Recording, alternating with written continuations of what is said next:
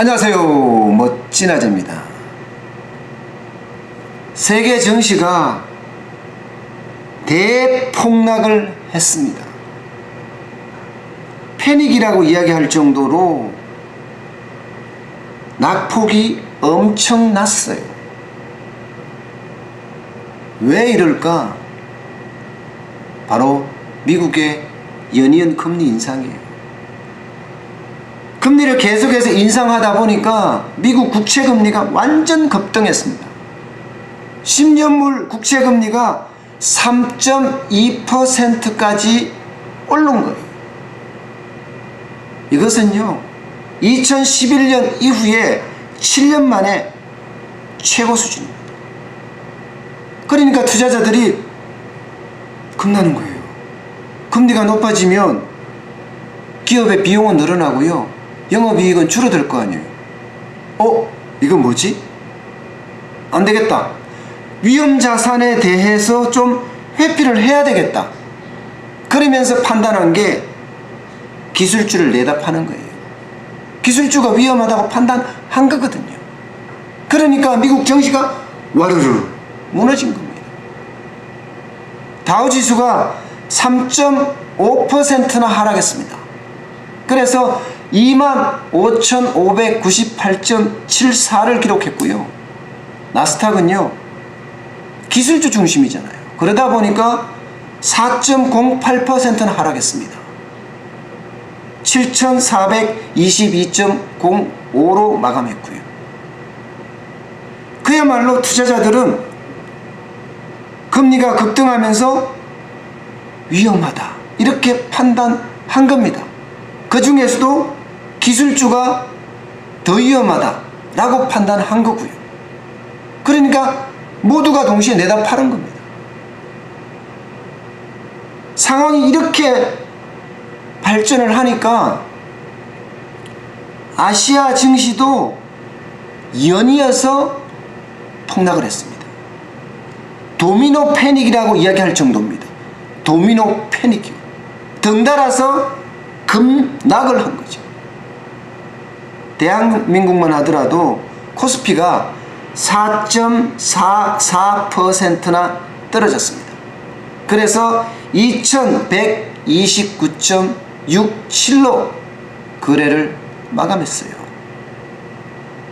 이것은요, 2011년 11월 10일 날 그렇게 폭락한 적이 있습니다. 4.94%요. 그때 이후로 7년 만에 가장 큰 폭으로 하락한 것입니다. 코스닥이요, 기술주 중심이니까 더 떨어졌죠. 5.37%나 떨어졌습니다. 그래서 707.28로 마감했습니다. 일본이요, 똑같습니다. 니케이 지수가 3.89% 하락했어요. 그래서 22,590.86으로 마감했고요. 중국도 여지없이 떨어졌죠. 상하이 지수가 5.22% 하락했어요. 2,583.46으로 장을 끝냈습니다. 그야말로 미국 증시가 하락하면서 전 세계 증시가 동반 하락하는 그런 현상을 나타내고 있습니다.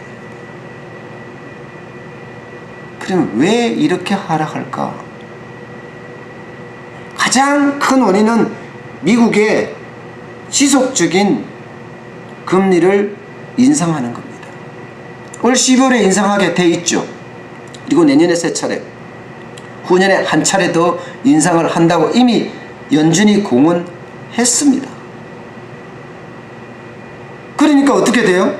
기업 입장에서 보면 금리가 올라가면 비용이 많이 나가고, 비용이 많이 나가면 영업이익이 그만큼 줄어드는 거예요. 여기에 좀 한 발 더 나아가 보면요, 금리를 인상하게 되면 시장에 달러가 부족하잖아요. 자연스럽게 달러를 비치면 갚는 거예요. 그러면 강세가 나타나는 거예요. 시장에 모자라니까. 그럼 어디서 갖고 가요? 신흥국에서 갖고 옵니다. 신흥국들이 굉장히 어려워지고 있습니다. 지금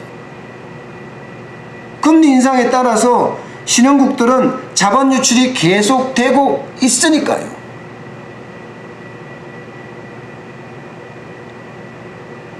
대한민국을 예를 들어 볼까요? 지금 미국과 금리 차가 0.75%예요. 미국은 현재 금리가 2%에서 2.25까지입니다. 이게 12월에 1% 0.25%를 인상하게 되면 1% 차가 납니다. 그때 얼마나 자본이 유출될 건가 그것을 보면 압니다. 그 유사한 사례가 있어요. 2006년에 5월에서 7월까지 한국과 미국의 기준금리 차가 1%포인트 확대한 적이 있습니다. 그때 8조 2천억 원이 나갔습니다. 월 평균으로 보면 2조 7천억이 나갔고요. 물론 코스피도 8.6%나 하락했습니다. 지금요? 이미 투자자들은 시장에서 내다 팔았습니다. 코스피가 7거래일 연속 계속 떨어지고 있으니까요. 코스피 시장에서만 외국인 투자자들이 2조 3천억 가까이 내다 팔았거든요.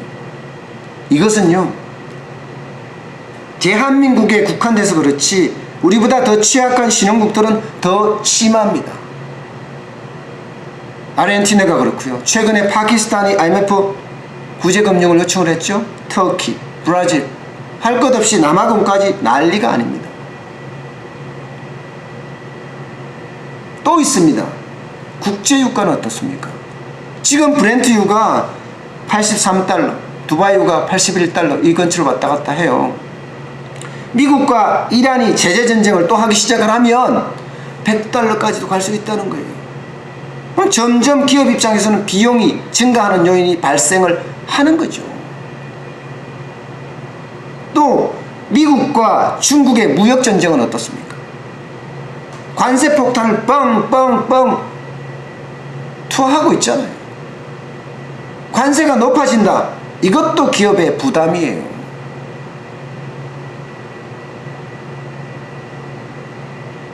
이런 대외 악재들이 무수하게 놓여 있는 거예요. 그러니까 기업들 입장에선 어렵죠. 어렵죠. 국내적으로 또 좀 더 들어와 볼까요? 국내는 지금 말했던 금리 인상이나 유가 급등이나 관세 폭탄이나 이런 게 다 영향을 미치는 데다가 물론 달러 강세까지요.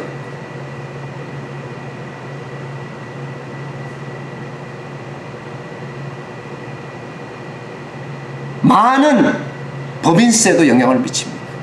지금 기업은요, 비용이 엄청나게 들어가게 생겼습니다. 여러분도 아시겠지만 법인세가 22%에서 25%로 올렸잖아요. 이것도 기업의 부담입니다. 여기에 최저임금 2년 동안 29.5% 올렸죠. 또 내년에 10.9% 올라가요. 근로시간 단축은 어떻습니까? 68시간 하던 것을 52시간으로 단축을 해서 비용이 또 증가했잖아요. 기업은 진짜 비용이 증가해서 영업이익이 줄어들 판입니다. 그러니까 당장 수치로 나타나는 게 기업이 투자를 안 해요. 지금 5개월 연속 설비 투자가 내리막입니다. 내리막. 6개월 연속이 되면 경기가 침체되는 것 아니냐 이렇게 판단할 수 있을 정도로 대한민국 경기는 나빠지고 있다. 경제는 침체 국면이다. 이렇게 말할 수 있는 날이 9월에 그렇게 되면 된다니까요. 9월이 그나마 좋아졌으면 하는 게 그런 이야기입니다. 어디 그뿐입니까? 고용은 계속 내리막이잖아요. 8월엔 고작 3,000명 늘어났습니다. 일자리가 많아야지 많은 사람들이 취업을 하고 많은 사람들이 취업을 해야지 월급을 받고, 그러면 월급을 받은 걸 가지고 소비를 하고, 그러면 내수가 진작되고, 그래서 경기가 선순환 구조로 될 수 있는데 일자리가 늘어나지 않으니 경기는 점점 나빠질 수밖에요. 그래서 대한민국 경제가 어렵다는 이야기가 나오는 겁니다. 결론적으로 앞으로잖아요. 앞으로 시장이 어떻게 될 거냐. 앞으로 시장도요 그렇게 녹록하게 보지 않습니다. 미국의 중간선거 이후에 조금의 반등은 기대하지만 미국의 금리 인상 기조는 계속해서 갈 거고요. 유가는 또 올라갈 거라 예상을 하고 있고요. 무역 전쟁은 더 심화될 거라고 이야기하고 있고요. 그러니 세계 경제도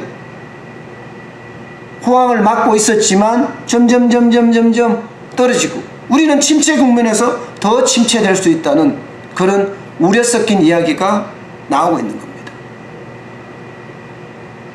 지금이라도 대한민국 입장에서는 아주 과감한 감세, 대규모 감세, 그리고 상상하지 못했던 규제 혁파가 뒤따라야 할 것으로 생각이 됩니다.